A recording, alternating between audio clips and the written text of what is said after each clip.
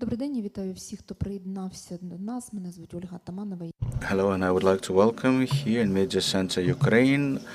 It's 960th day since the day of full-fledged invasion. It's the 11th year of war, and today we are going to present the results of an important survey on how Ukraine turns our kids at the temporarily occupied territories actually into small ugly Russians, and thus we will research the movement of the first viable tool in this transformation.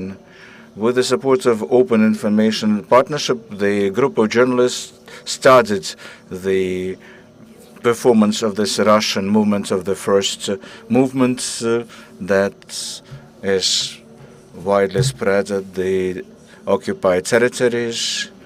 How successful are they? What are the main goals of such operations? What are the consequences? Let me introduce our speakers today.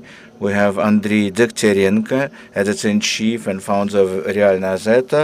Also Alexander Belokobylsky, journalist, author of the research, editor-in-chief of the website Farvatas-Hid.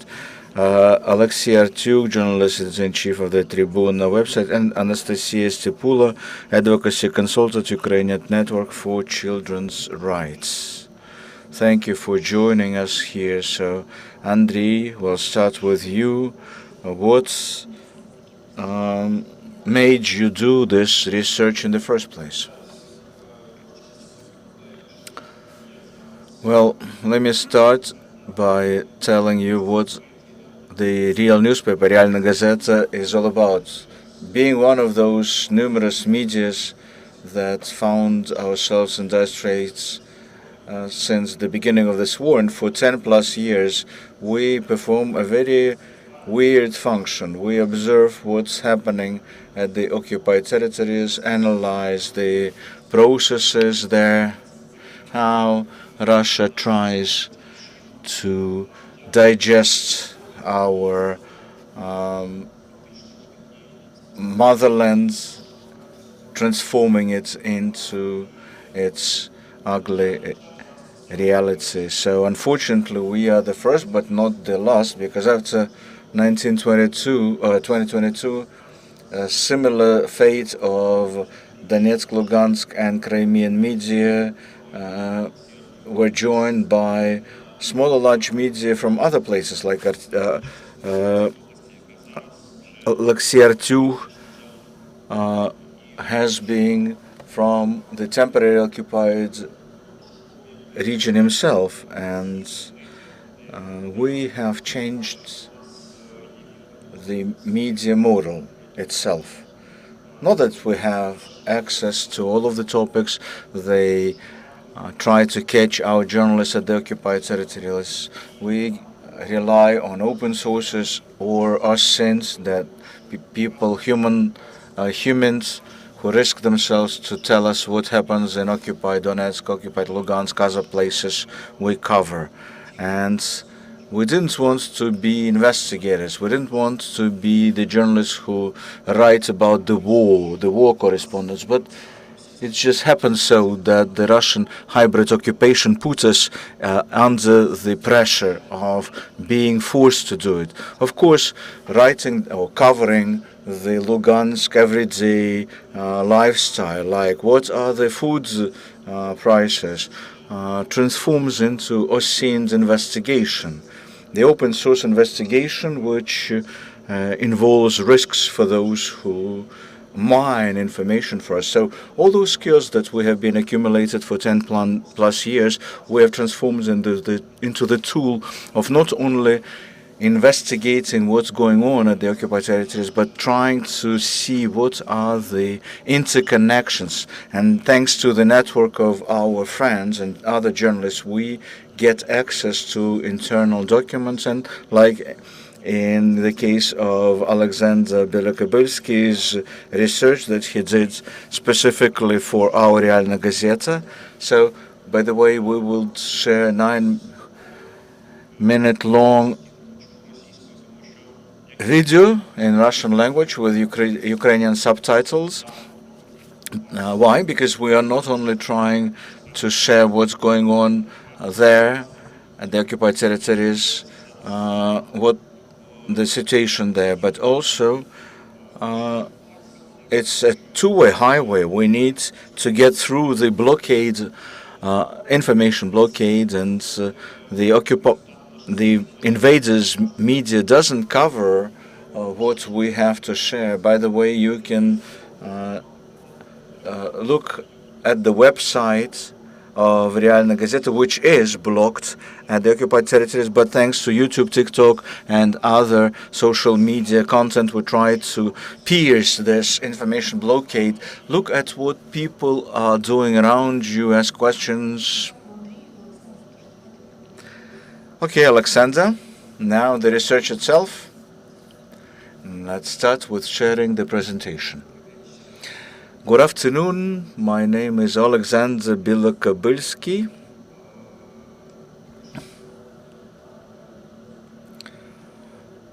It's my article that Realna Gazeta published today. Why have we started covering this particular topic? Because, like Andrii mentioned, we have been studying what's going on at the temporarily occupied territories for 10 plus years now. And the invaders pay mega attention to kids, because children is the heritage for the future. It's the way of being able to control those territories years to come.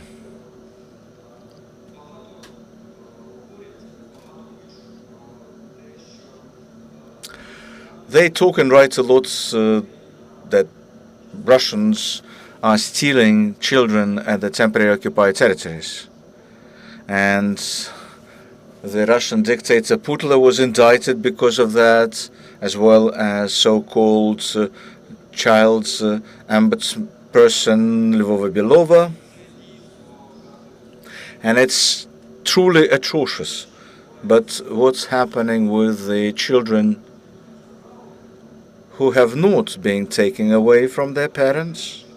But still, it's no less atrocious than kidnapping, because children are being kidnapped from the state, from Ukraine. But children are being hypnotized into believing that they are now being transformed into Russians.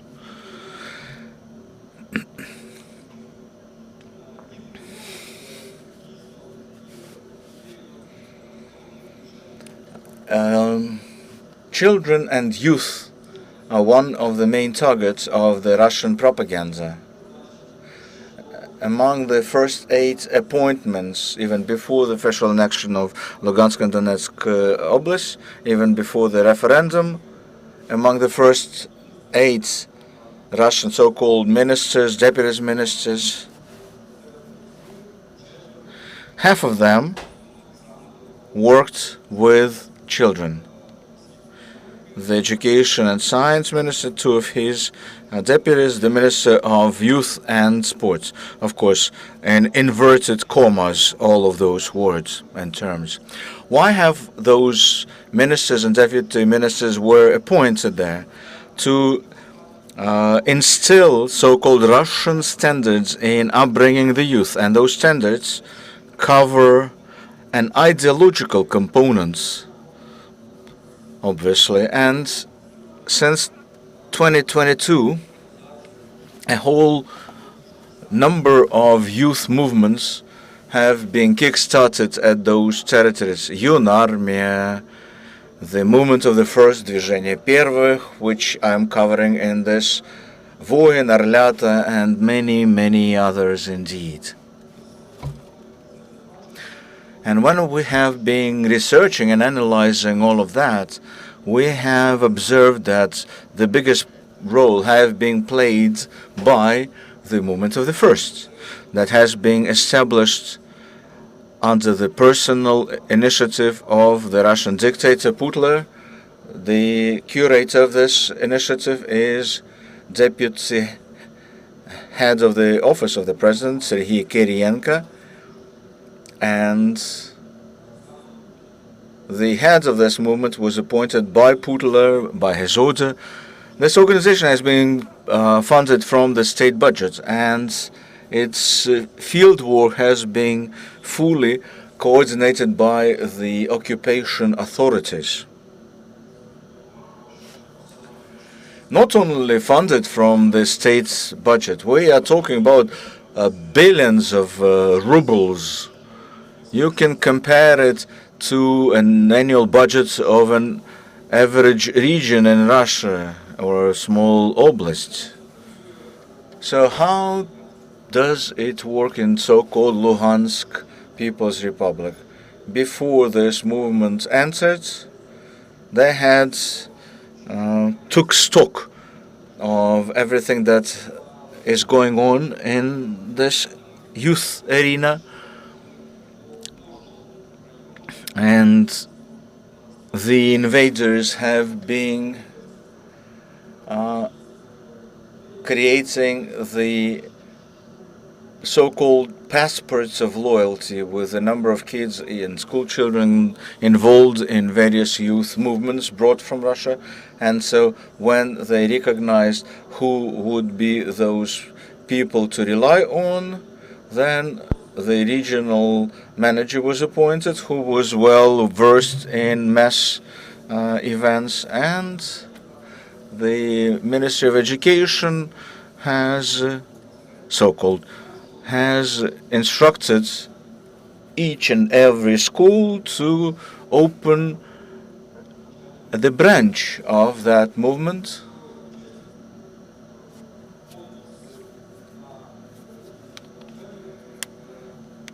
Also, this movement has been involved in the competitions for various, inverted commas, educational events. Well, because how could you call when you train others in ideology? It's not education per se.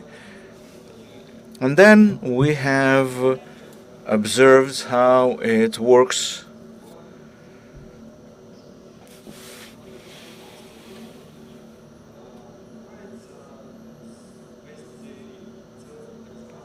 the ongoing event.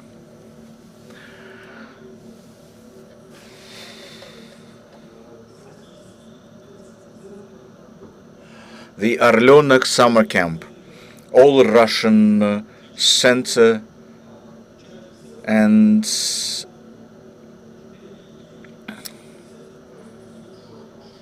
even in summer camps, the children are supposed to be brainwashed into bringing and promoting this movement's ideas when they're back to their locales, their communities. So it's stick and carrot approach, because the kids involved in the movement of the first have the higher chances for social lifts and building a career.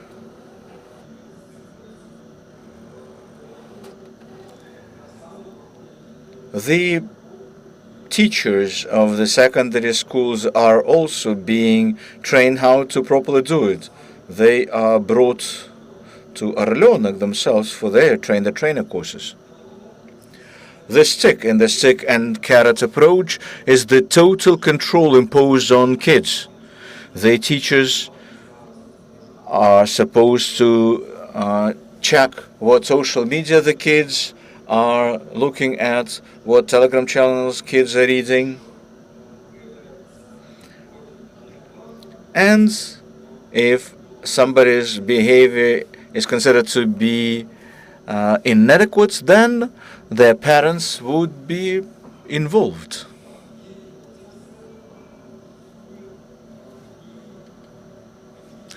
All this is introduced only with one and only reason in mind: to brainwash the kids into being obedient, patriotic meat ready to fight for their new country and die at future wars. You can read more on that in my newspaper article. So hopefully you will find some fresh, interesting bits when you read it. Anastasiia, we recognize that lots of our NGOs and proactive civil society are working now on being able to prosecute all those who are transforming our kids into the small Russians and the militarization that happens in those movements. So how could the results of this research be used as the grounds for such prosecution, and how can we renew justice and prosecute the guilty ones?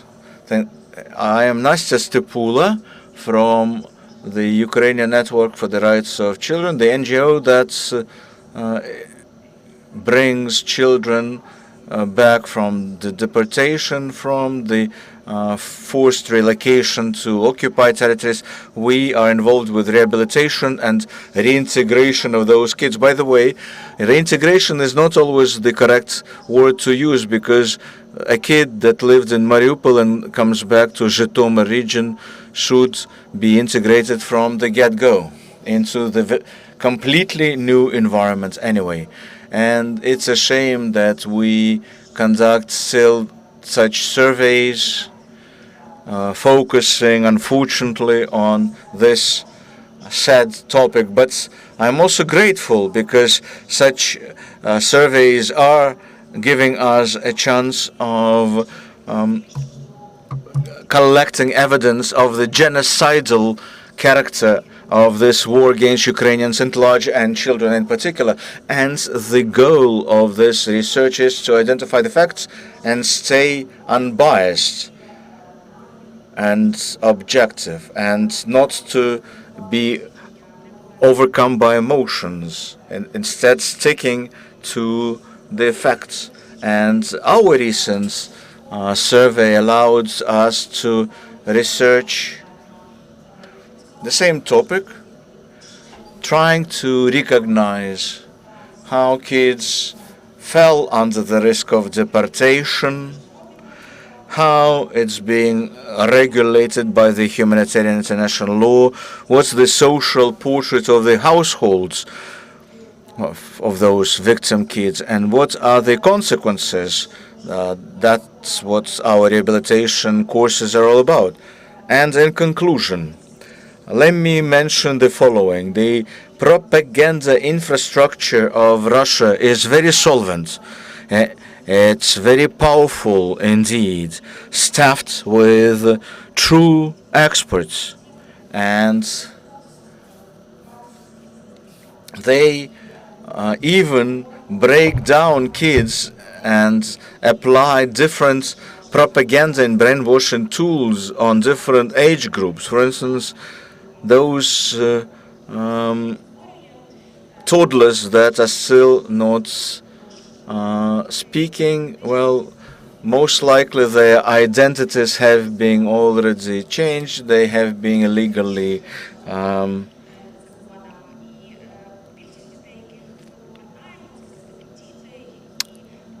deported, but most of the kids that we work with are teenagers. And in terms of indoctrination, they are the main target of brainwashing them into Russian patriots. Lots of kids whom we bring back home had their internal desire to come back home. So the indoctrination proved not to be efficient with them. And these kids are very strong Ukrainian patriots.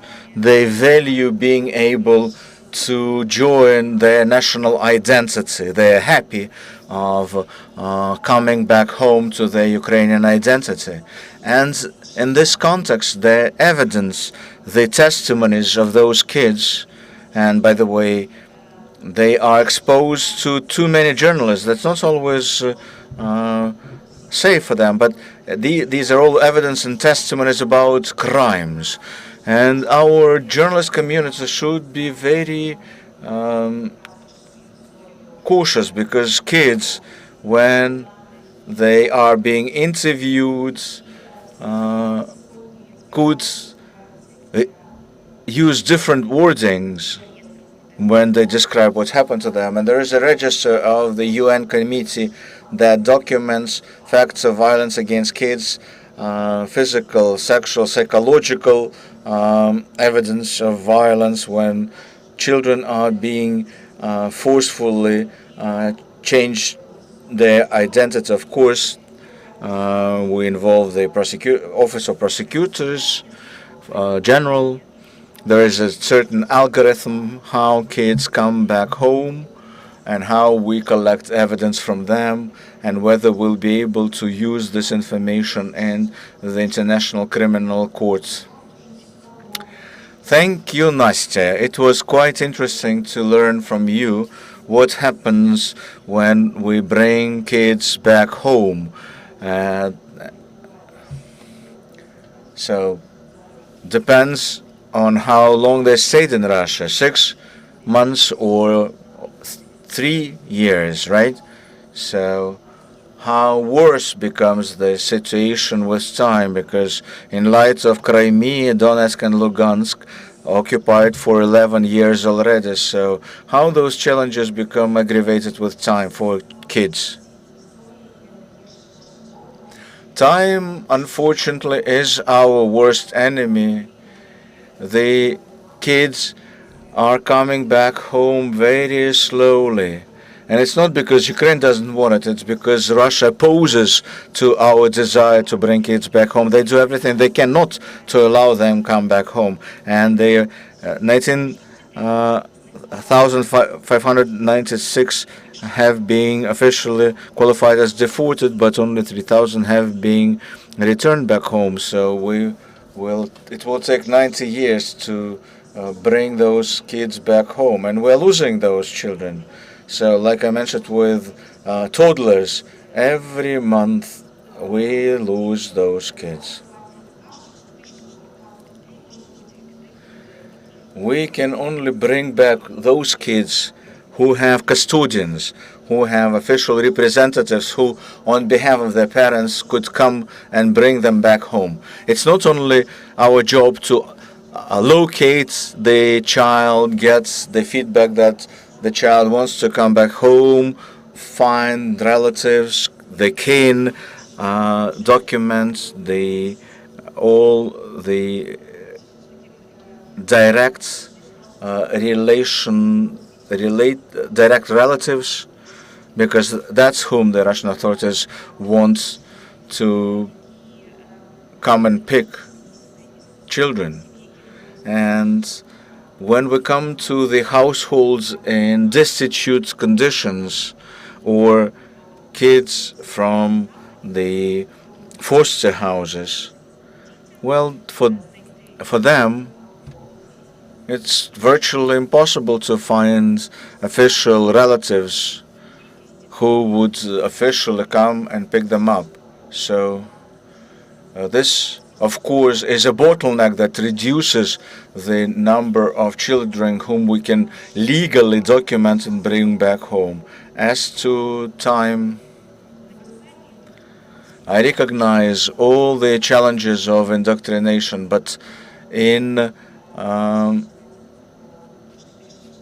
we, out of 736 kids returned back home, we brought back about 200 of them, and they tell us that kids who have been brainwashed by propaganda will not be coming back home. But those who won't, they still require social support and rehabilitation. But of course, they're not collaborants. They're not dangerous for Ukraine.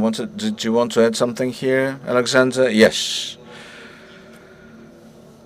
Those kids who were brought back from the occupation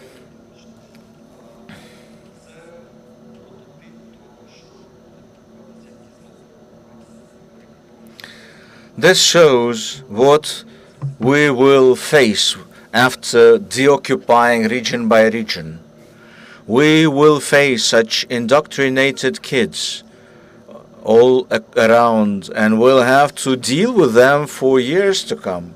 Alexei, being a journalist who works with the Lugansk context, and you probably have access to the information what happens there, because all those vivid pictures and the events with huge funds being invested into further Russification of our kids. So, thinking about the Luhansk context, how much different it is.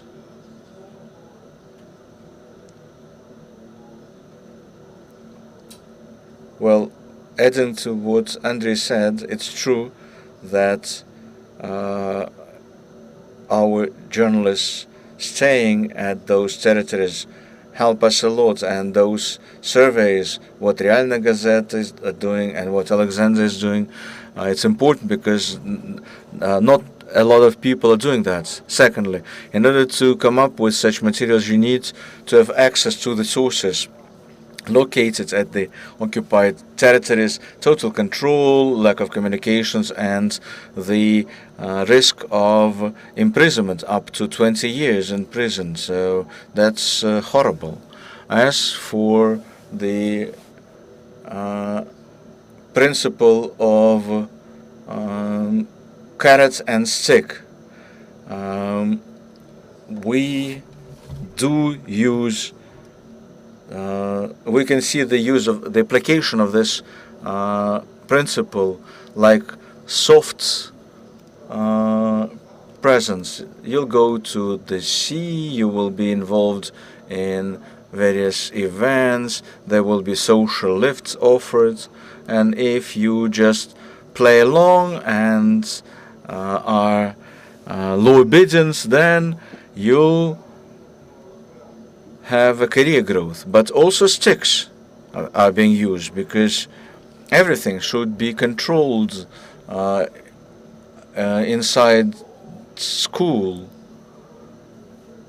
What they look at in the social media, and weekly the teachers should report what violations they have come across, what Telegram channels forbidden in Russia were used. Another aspect is militarization. A couple of weeks ago in Luhansk region, all of the schools and each school of the occupied Luhansk region should have the page in Vkontakte social media.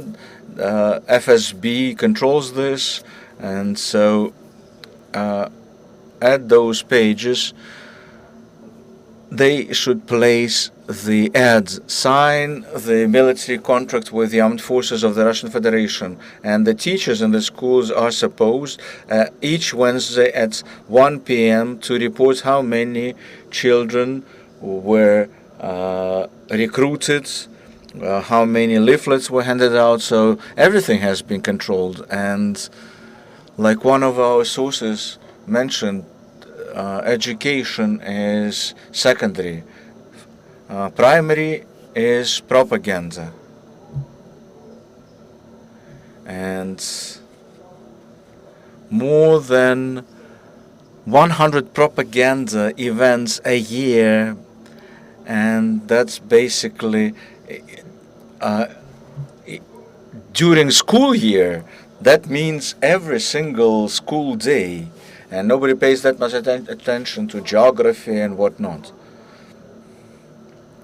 The invaders focus on children, especially at the newly occupied territories, because at the previously occupied territories, some of the kids have been already born in Russia and have never been exposed to the Ukrainian society. But at the newly occupied territories of Lugansk region, there were still lots of children who lived in Slobozhanщина region, Ukrainian language speaking region, and now being deported to the territory of the Russian Federation, being exposed to various militarization efforts, jumping with parachute, whatnot. And it's great that you write about this, and it's extremely difficult to do so. But it's high profile article, and without this nobody would know in the world what happens under occupation. Well, the example of Luhansk region, does it suggest what is the percentage of children that are being involved in such movements? Is it quite popular there, or is it being forced on the kids? Well, on the number of kids involved, when we look at the internal documents, we see the names of those kids who are brought to some summer camp, right? Like 300 kids, one shift. It's not being published openly, such information, but we work with it, including competent authorities, to understand how it happened. So, how many kids have been involved? Look, if you add into Google search LNR school, and you will see that it's very much outreach is great. Until 2018-19, lots of teachers were involved in sabotage. They wouldn't be involving kids without need. But now it's all being controlled, fully controlled. There are guards in schools.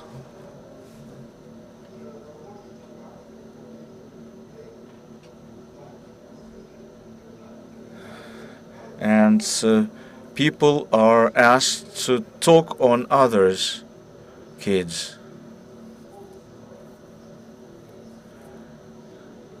And there is high chance that the kids would be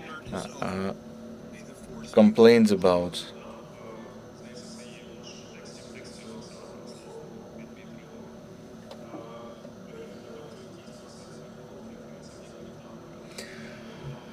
This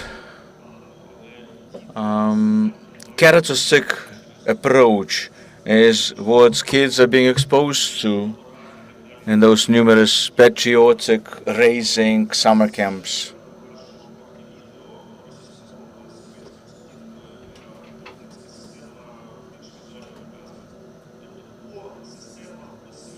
The video will show you that there are certain plans about how many children should go through this sifting of propaganda.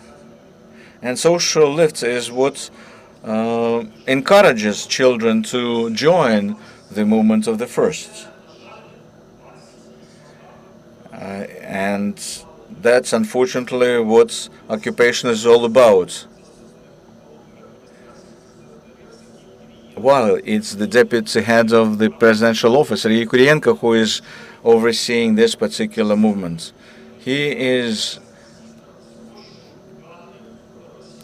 responsible within the Russian system to raise young cadre of civil servants. So, since 2020, lots of Russians have been promoted greatly. They've never visited Ukraine before, from Orenburg or Omsk or Siberia, to be appointed as ministers. It's being done because these are creatures of Kirienko, raised in his schools of efficient managers or regional leaders.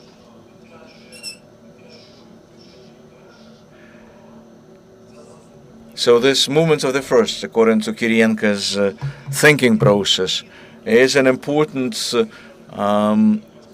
jumping board in terms of career. So complete similarities with Komsomol and Pioneer. But in those households where parents are exposed only to the Ukrainian media, they want to survive the occupation. Those parents have been faced with a stick. They've been intimidated, blackmailed. The teachers terrorize the child to let the parents not interfere.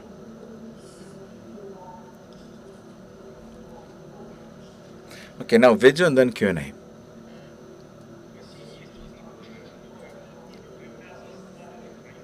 Russia has weapons that Kremlin believes would allow to occupy Ukraine, because this is the weapon focused on the Ukrainian kids.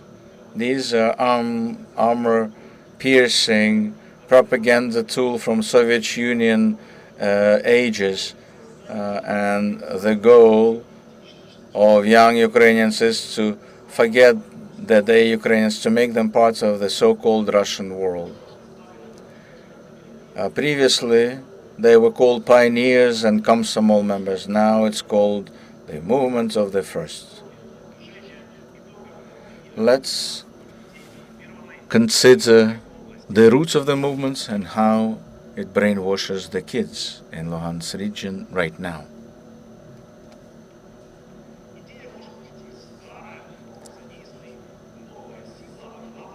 The old idea, but lots of new money involved. It's being funded in the amount of $21.3 billion rubles. It's like the annual budget of a small region in Russia. More than 42,000 of its branches have been opened at the early 2024, schools, colleges, universities. Almost 5 million people covered.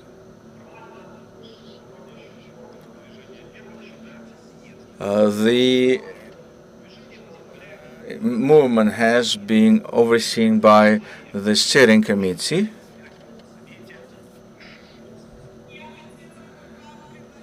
I would like to suggest that you would become the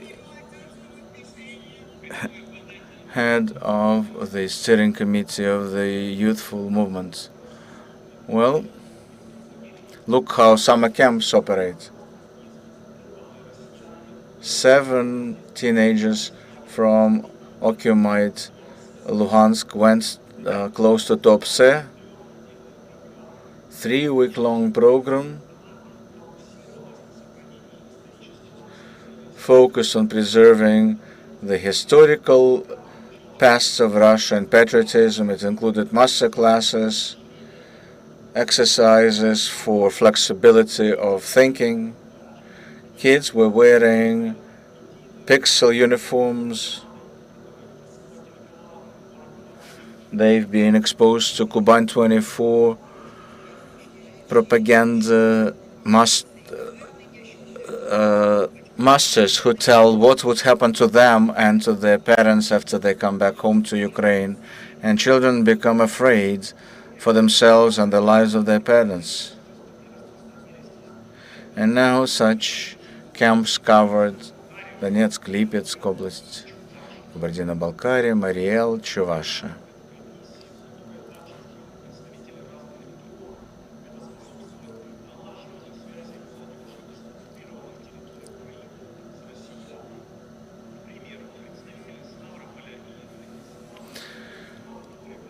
Stavropol and Dagestan regions were in selection committee for Lugansk region, headed by the heads of the Lugansk movement, the former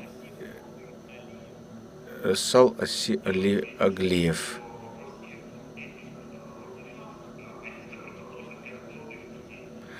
They all claim that these are summer camps for the ability for the kids to have vacation, but it's the model of ideological brainwashing of the kids, like media units translating the ideas of Russian world, or savers of the Russian history. There was one drone academy,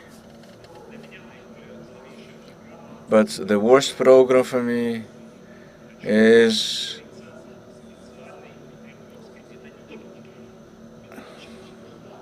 mock trial.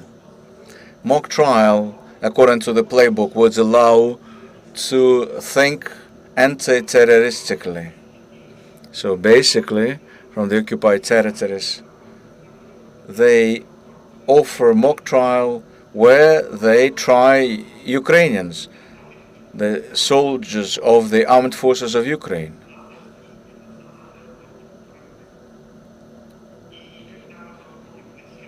That's the language of hatred and national hatred, so that in addition to new identity, to also be adverse to Ukrainians. Artex, Miena, Kian are all involved in that as summer camps. This movement has been managed by governors' offices. In Luhansk region, it's headed by Leonid Pasechnik.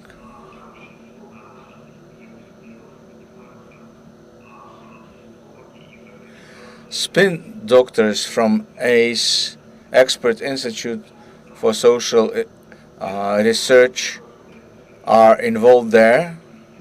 This is the Spin Doctors Bureau under Kirienko, Sergei Kirienko is the head of the coordination union that coordinates the performance at the regions.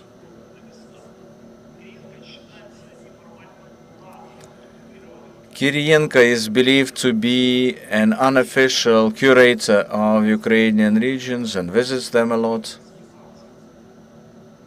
focusing on propaganda events. It looks like something that helps to raise new cadre reserves, but the children are now exposed to treating Russia as their new motherland. Yeah, we have kids who claim that they were forced in those summer camps in Crimea or somewhere in Russia.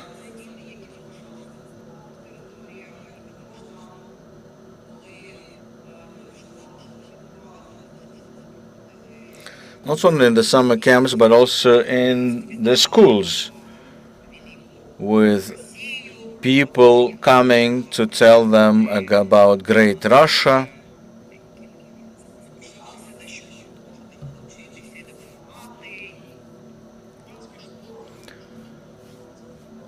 In Luhansk schools, daily they start the work with raising the Russian flag. And weekly they talk about the state symbols of the Russian Federation, so-called traditional values. Those parents who don't want their kids to follow those rules would be punished.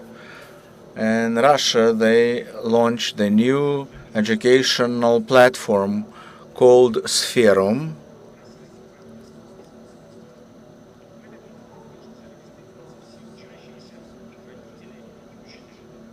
Children, parents, teachers should be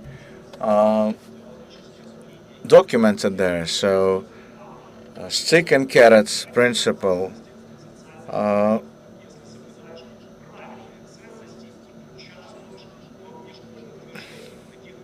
You can expect some social lift if you are involved in movement of the first, with the main goal of ideological destruction of Ukrainian identity and the change of the mentality of those kids.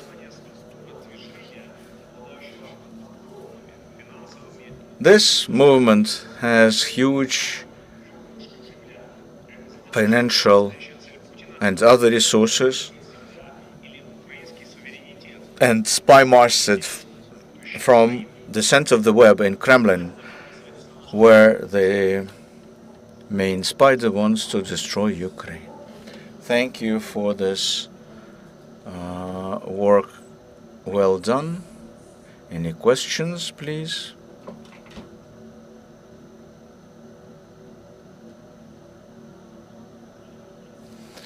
Valentina Troyan, Ukrainian Radio.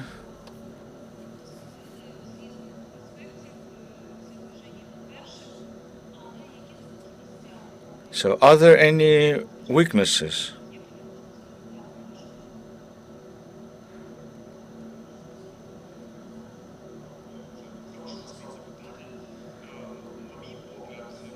Great question. Well, let's not forget what happened to the Soviet Union, to those pioneers and Komsomol members. I was a pioneer myself, but I couldn't tell you that it's basically got engraved in me. So it depends on the understanding about the existence of another information reality. When the parents tell a child, look, it's not like they tell you in school, and then the child starts watching Ukrainian channels in TikTok that broadcast other reality, or who stay skeptical and cynical, like most of teenagers do. They create such islands of internal freedom that slowly could dominate. And I believe that any propaganda, special totalitarian propaganda. By the way, lots of political scientists believe that Russia should be properly qualified. And in terms of raising kids and their brainwashing, that's a completely totalitarian state, especially at the occupied territories. But the weakness is the internal light of persons. And this light comes to exist. And by the way, we have representatives of three media here, Tribune and Alexander, who now works on another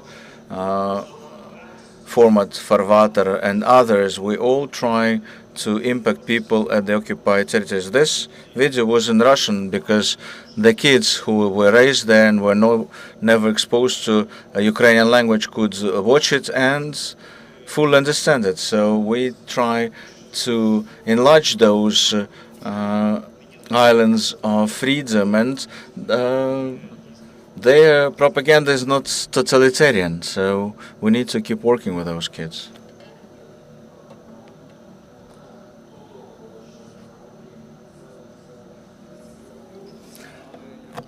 I agree with what Andrii said, but let me add to this that the weakness of this model is being hardwired into it itself. Remember what was happening at the end of Soviet Union time. So all those movements, they became a formality. Of course, on top of that movement, everything is very technological. So I would be quite in a mood with how it's being done. But at the same time, when it's being brought down to the very bottom at the school level, well, then the directors, principals, and the teachers should know that what they're doing is the clone of the old system, but without the enthusiasm of first after revolution years.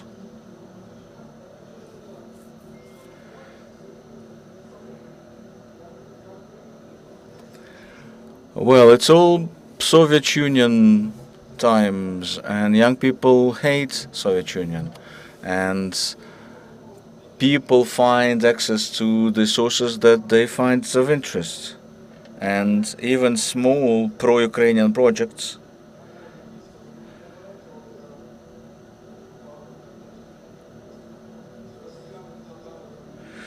Russians invested millions in propaganda, and David Himik caused small kids wanting to join Azov. So, movements of the first is about the past. We need to show the future, demonstrate the future in democratic society, with the ability to travel the world, not being isolated, not like us, Northern Korea. I'm Mykola Khanatov from Popasna community, Luhansk region. Thank you for inviting here. Thank you for your difficult but very important job.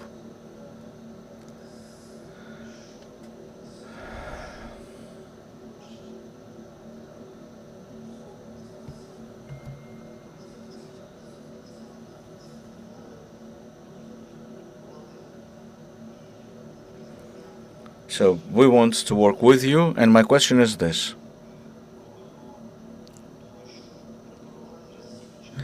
Are we doing enough to compete with Russia? Or should we just stick to our Ukrainian schools? Should we compete with them in any way?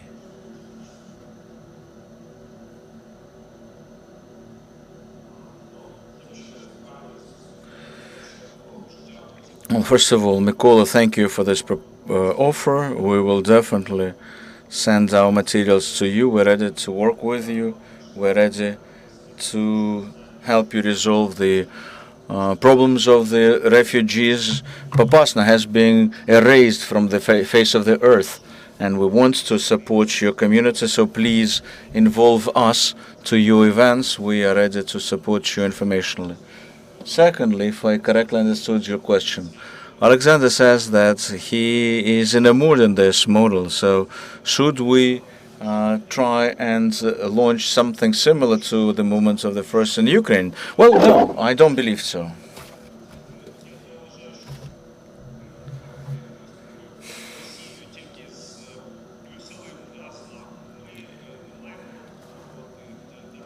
We should not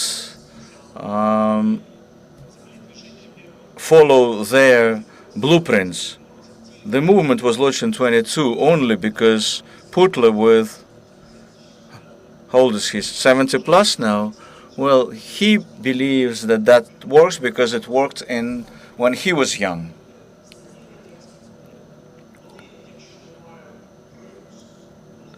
Without being forced, that won't work. Kids won't be interested.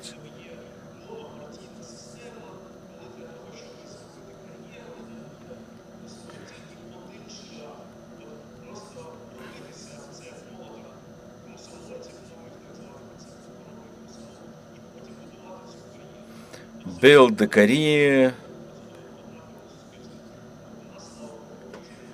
but thanks God it's impossible for us.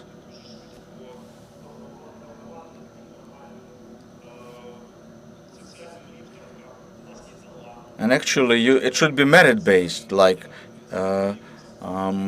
you need to be proactive.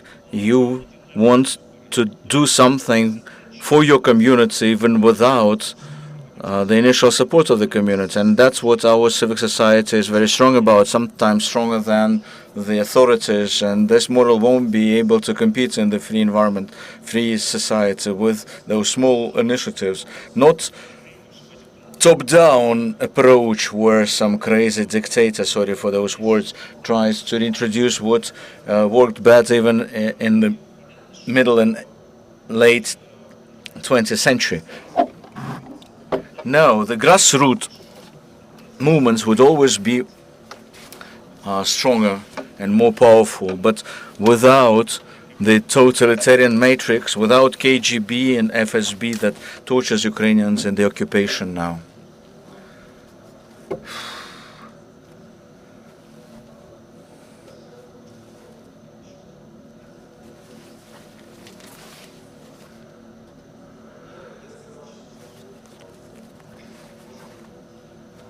First of all, I'm not in favor of this model.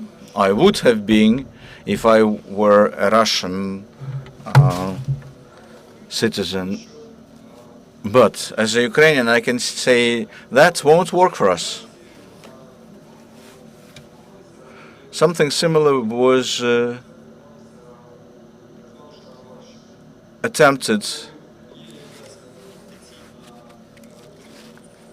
in the form of going through the motions approach.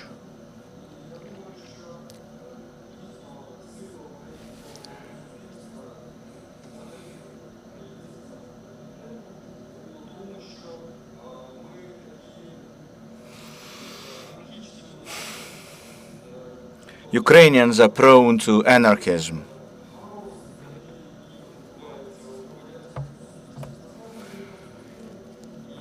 It might look chaotic to you, but we found constructive initiatives. Nastya, would you like to add something here?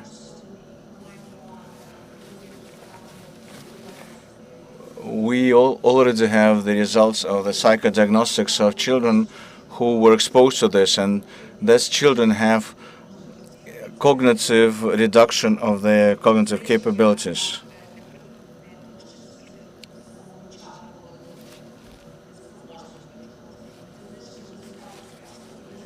Caused by stress, and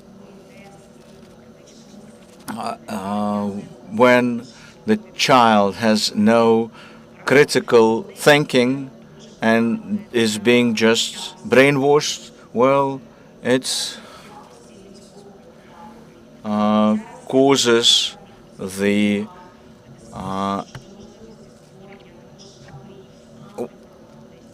worsening and poisoning of the human capital of Ukrainians, and as we've seen, shed at the summer camps, and that's dangerous.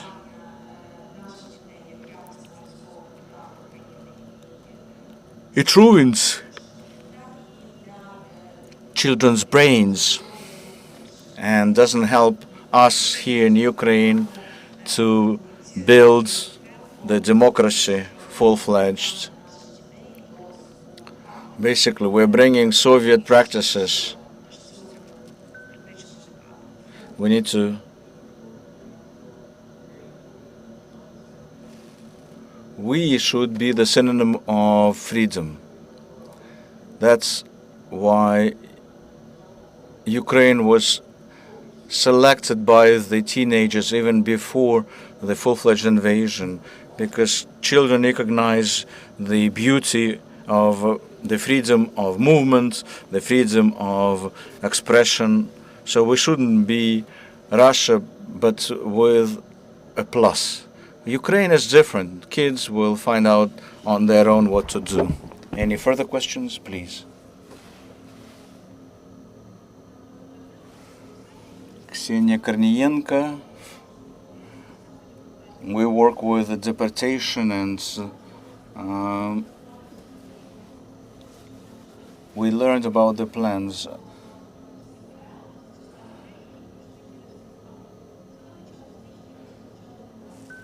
That 10 to 15% of UNARMIA members will be then recruited into the armed forces of Russia. This is a separate subject matter. We have not been studying UNARMIA. We just mentioned it in passing, but we are not going deep into it. But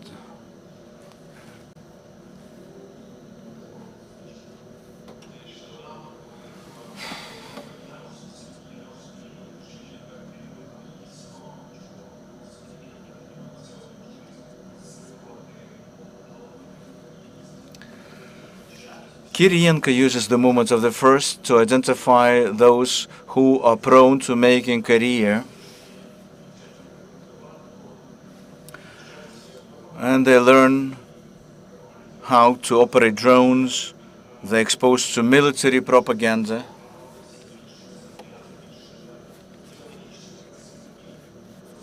making out of them the ideology officers to self-replicate. Thank you for raising this issue of Yunarmia. Most likely we'll research that. Something like that we'll do on Yunarmia. Being the reserve for the armed forces of Russia that is killing Ukrainians now, thank you for this.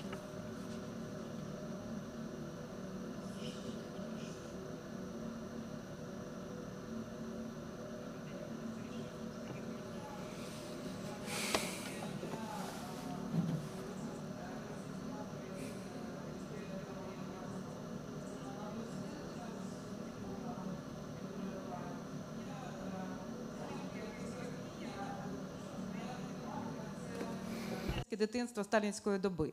І все, що я бачу, все, що відбувається зараз в Російській Федерації, це дійсно калькування повне того, що було створено саме в 30-ті роки, коли ця система взялась за дітей уже серйозно, коли була створена система тотального впливу на дитину.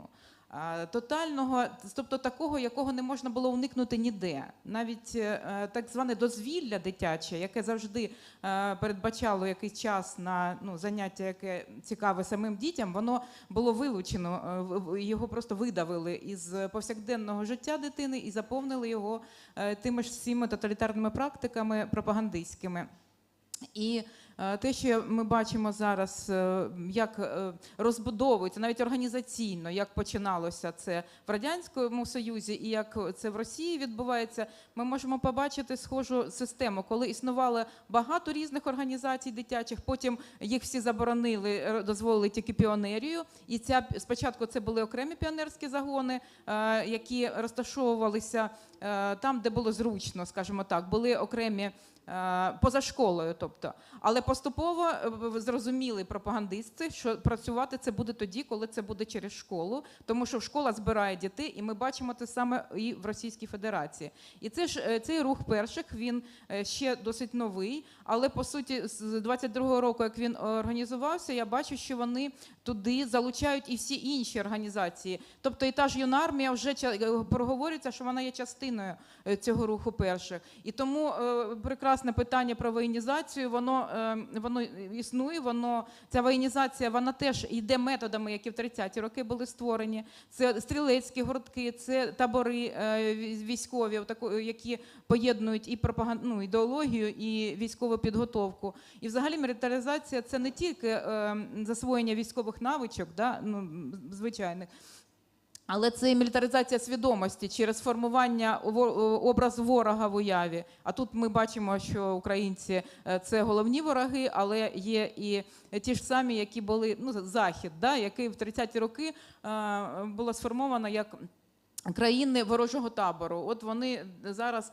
єдине, що вони модернізувався цей дискурс у роки Холодної війни, і тут уже Америка вийшла на перший план як ворог, і вони це скрізь транслюють і в літературі для дітей, і в цих всіх заходах, які вони проводять. І я вам дуже вдячна за це розслідування, воно взагалі дуже потрібно, щоб ми розуміли, з чим ми маємо справу. Одна коротка ремарка про те, що навіть назва «Юнармія», вона не була вигадана зараз. Це відома книжка 31-го року, яку написав Григорій Мірошніченко, людина з українським прізвищем, із Станиці в Ростовській області, він родом. Він пройшов війну цю громадянську, воював проти білих, будучи ще зовсім юним, і написав про такий дитячий, по суті, партизанський загін. І цю назву витягли зараз люди, які дійсно, як вже було зазначено Сашою, я дуже погоджуюсь, і Андрій про це говорив, що вони не мають іншого абсолютно ніякого досвіду. Вони не розуміють, як інакше можна дітей залучати до якогось потрібних оцих практик державі. Вони самі діти совка, вони діти, продукти цієї системи. У них немає просто альтернативних уявлень. Як це. Вони вважають, що воно працювало і чудово працювало. Плюс вони грають на ресентименті у цьому пострадянському, як люблять, я це відстежую в мережах, як часто дорослі люди згадують, що от тоді було добре, що дітьми держава займалася. Тому що у них немає ресурсу, часу на власних дітей. Їм було так простіше. Вони про це згадують сьогодні. І ви кажете, що дітей, от як їх залучають, як їх мотивують за рахунок оцих безкоштовних навіть путівок і поїздок. А батькам це дійсно нагадує ті часи прекрасні в їх уяві. І причому вони то згадують ще оці брежнівські табори, в яких ідеології було по мінімуму. А насправді те, що відбувається з дітьми, вони навіть уявити собі не можуть, наскільки їх там накачують цією ненавистю, пропагандою. Отже, я до чого це веду, що сьогодні більшість дослідників геноцидів погоджуються з ідеєю, яку висловив ще Рафаель Лемкін, який був людиною, яка почала розробляти поняття геноциду, що ознакою геноцидної такої діяльності є якраз передача дітей з однієї етнічної групи в іншу. І ми це бачимо на цих прикладах дуже чудово. Це дійсно на сьогоднішній день потребує вивчення і привернення уваги. І ми повинні розуміти, з чим ми зіткнемось, коли ми повернемо ці території. Дякую вам. Дякую вам за ваш коментар. Останні ремарки, прошу. Буквально кілька слів про табори. Це те, що відбувалося на тимчасово окупованих територіях, починаючи з 2015-16 року, коли віджаті там у Ровенькі антрацит, Свердлов антрацит, Донецькі зорі, дітей возили на військово-патріотичні зміни, і там відбувався весь цей процес. Тобто це ще один прояв того, як технології обкатувалися роками на Луганщині, на Донеччині, а потім впроваджуються по всій Російській Федерації. Дякую вам за ваш коментар. Дуже коротко. Я вам дякую за коментар, дякую за те, що прийшли. І, до речі, закликаю вас, ваш університет, ваш факультет. Якщо у вас є бажання і потреба, знайте, що ми ваші інформаційні партнери. От ми медіа, які продовжують слідкувати за рідною Луганською областю, наприклад, нам дійсно це болить. Ми можемо друкувати ваші матеріали, робити якісь спільні проекти. Ну і загалом нам треба єднатися, тому що от це, про що ми зараз показували, розказуємо, це частина машини, яка намагається поглинути наш регіон. І тільки ми, люди, які зараз знаходяться на вільній території, можемо чинити цьому спротив. І це ми можемо робити тільки, якщо об'єднуємося. Так що я дякую, по-перше, що ви прийшли, що вам це резонує, болить, але закликаю робити якісь спільні важливі проекти, будь-які ідеї давайте робити разом. Дякую. Дякую вам, дякую за цю розмову і, безумовно, за це дослідження. Окремо хочу подякувати всім тим, хто працює на праві захисту наших дітей. Дякую вам за це і, безумовно, дякуємо нашим силам безпеки і оборони, завдяки яким ми можемо збиратися і говорити на такі важливі теми. Дякую і слава Україні!